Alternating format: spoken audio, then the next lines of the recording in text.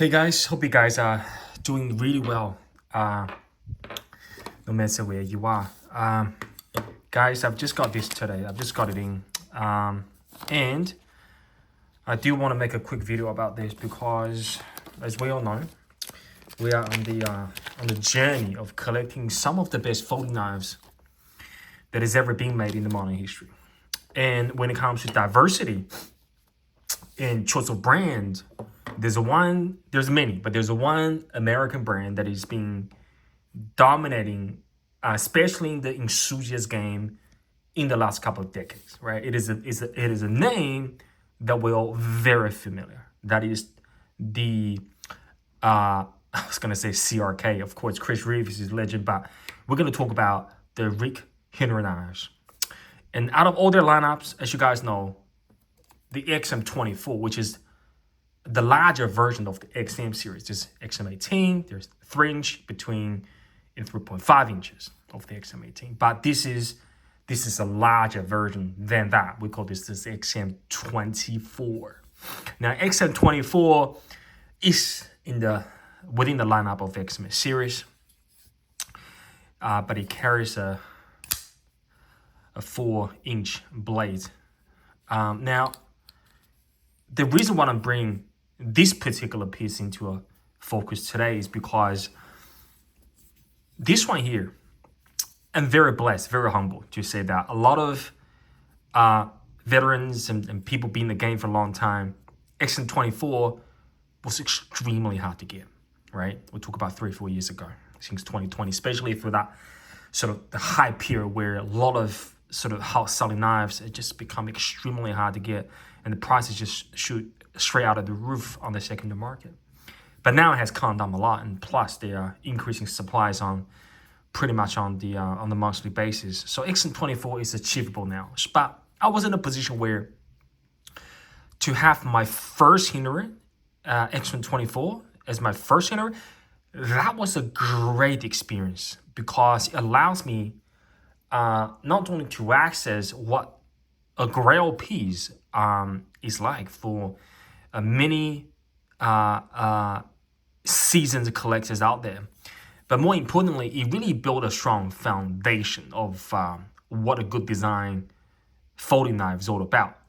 I'm talking about all the fundamentals, right?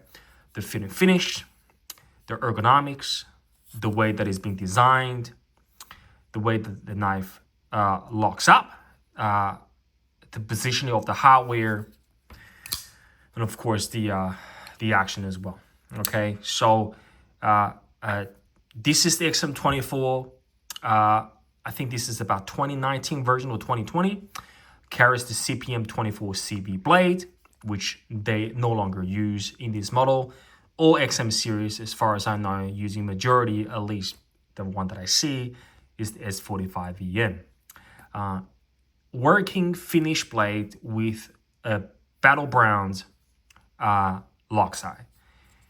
G10 on the top in black, however, carries, which of course costing additional funds, of the battle bronze hardware, which includes the handle nuts, the pivot screws, the standoffs, the whole thing. All right, even this is the lock bar stabilizer. All right, now I've always wanted to give this knife the justice to really truly bring the best out of it from a collector and enthusiast perspective. And after chasing and waiting a proper XM24 titanium scale for 2 years, we finally landed one. This was purchased from the ranch, from Rick Hinderer Knives, about a month ago, or about 4 weeks ago. When they dropped it, one of my collector friends sort of notified me on the email saying, Felix, jump on it, Horsehead 24 titanium scale. This is something you was, speaking of the truth, you don't ever see them. Over the last 24 months, how many times did I see Rick Hinderer Knives website or any other ADs had titanium X24 scales for grabs? The answer will be 0. How many times I've seen a horsehead, HH, right? Pattern scale in XM24 format up for grabs. Never. Okay, so to say that now we have one landed here on the channel to share with you guys is a truly miracle. And this is, of course, fully milled, so it carries extremely well. And on the show side, it really brings the best out of this knife, because I do have a lot of emotional attachment to this. It's my first Hinderer and premium knives. And every time when I look at it, it truly reminding me of that humble journey in the beginning of my knife collection. So we're just gonna put it on. Won't take a lot of time. Just look how amazing that is gonna be, because we only need to take the front scale off. So guys, let's get straight into it. Now I think what I'm gonna need like a business card to hold it back.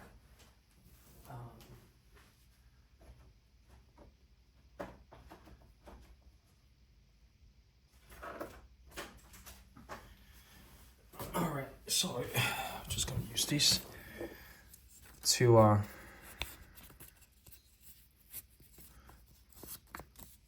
just to stabilize all the sort of handle knots here. So when I take the front bit off, it's not gonna fold off. So guys, if you are loving it, enjoy. If you're not a fan of the blades and never sort of get into the hobby, then of course, hope you enjoy the view, whether this is gonna inspire you to do something about this, or what am I looking for? Sorry guys, I'm just looking for this actually.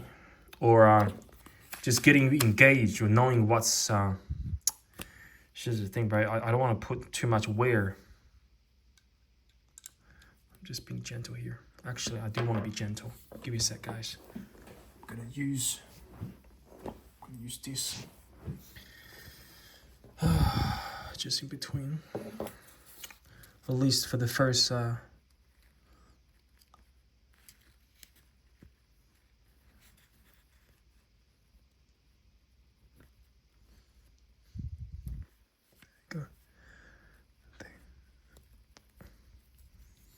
think it is on.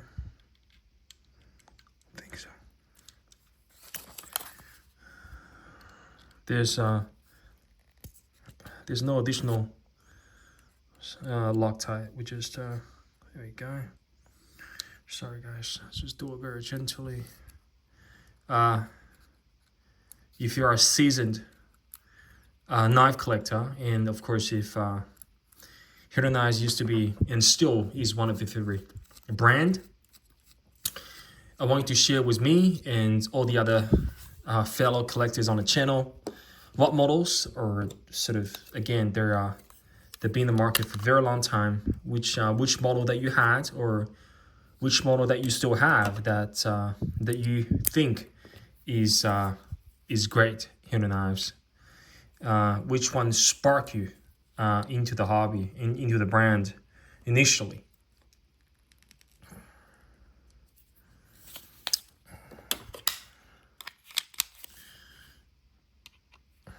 And for the and again, very similar philosophy in terms of watch collectors as well, right? If you're thinking about getting your sort of toe sort of into the hobby, right? What questions would be asking yourself? Leave us a comments down in the section below, because we will join the discussion, right? What are you looking for as your first premium knives? Because the knife channel on YouTube, it's just all over the place, all right? Very similar to the watch game, that where people compare and sort of try to have a one solution for all, that this is, you gotta get this, you gotta get that. But instead of, coming up with, right, so now that's the G10 scale, just to give you guys a comparison, right? The tie scale is thicker because it represents the total thickness of this liner. Of course, this is steel liner, right? I love Hinderer finish, especially in battle browns. It's just very vintage looking. It looks fantastic. Again, back what I was saying about, right? What's just adding a little bit of KP out here. What's your what are you looking for, right? What are you looking for when it comes to your first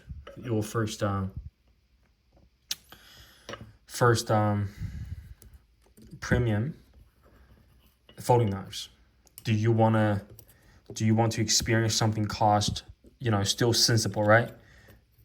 And again, none of this is sensible. But again, we collect within our ability. We work hard. We try to pick up details and things that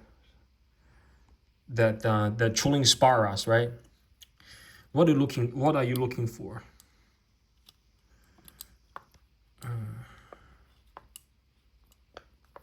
There you go. What are you looking for when it comes to your first premium knives? Do you want to get a brand that has history, like Red Hinderer knives, right? Cost you about $425 to get a basic G10. Maybe, of course, you'll score better on a secondary market.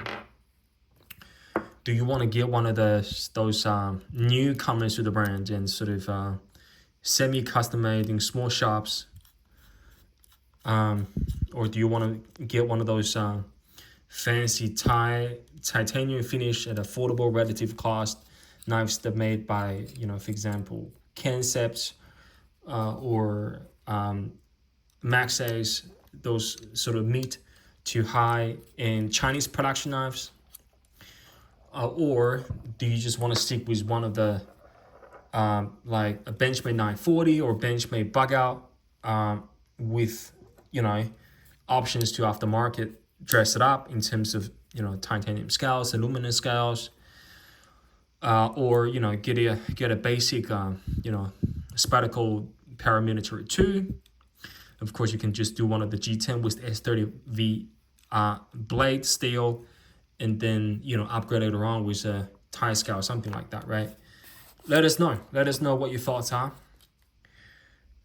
We'll be very happy to join the discussion for sure. Now, the way that I do it is because again, I've taken enough Hinderers apart to know how things are going to turn out.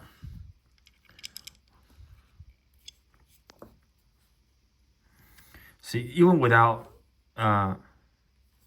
sort of flick it open after changing the scale, I know it's going to work out, right? Because I've taken out so many, and for some reason I just believe some of those old gen of XM24s, oh my gosh, they're just made with such a high standards of tolerance. Look how beautiful that looks. Battle browns, battle browns, battle browns, always battle browns, consistent throughout from the lock side to that stonewash, not the stonewash, the working finish blade. Very, very low sort of profile look, but at the same time, you know that this just speaks quality, design. Look how beautiful this is. Guys, this is really a dream coming true. And again, just to finish off, just gonna quickly show you my collection of the XM24. All right, guys, let me just get this clean up. You do want to make sure that you sort of, take your time when it comes to the assembly of knives, because if you're new to the hobby, things are going to go everywhere, right? Especially if you're doing a disassembly for, anything like axis lock or, compression locks from spitacles and that kind of stuff, right? You just want to keep things very neat so you can get track of it. Don't make sure that you don't lose anything. All right, so there you go.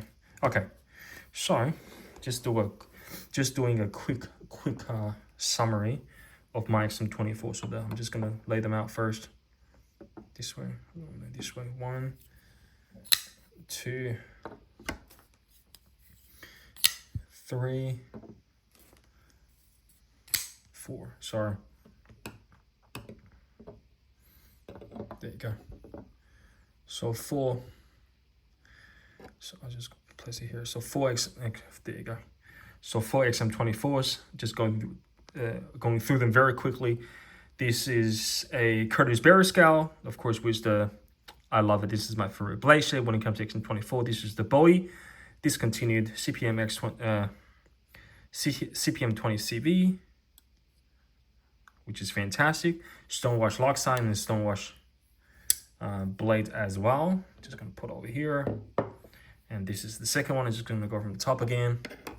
Second one, this is a special one. This is with the horse scale titanium, which the texturized lock side. I've never seen it, right? So when I saw it for first time for table price, I just grabbed it. Stonewashed all the way through.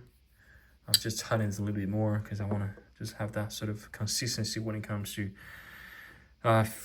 closing and the action. Now this is a special one too. This is the skinny version, which is a little bit skinner, but still in the full length of the XM24. This is the what do you call that again? Warncliffe. This is Warning in S45VN in all tie as well. And of course the first one, the last one that we just done together. This is a working finish again. The XM24 with the horse head titanium scale. That's you guys. Hope you guys have a great one. Hope this video has inspired you if you want to get into the brand of Hinderers or get into the brand of premium working knives, or as a collector enthusiast. Hope this video has put a smile on your face, whether you're Hinderer collectors or knife collectors overall. Have a great time no matter where you are. Do something great for yourself, and again, truly enjoy whatever you're doing in your life. Okay guys, that's it for today. I'll speak to you guys very soon. Bye bye guys.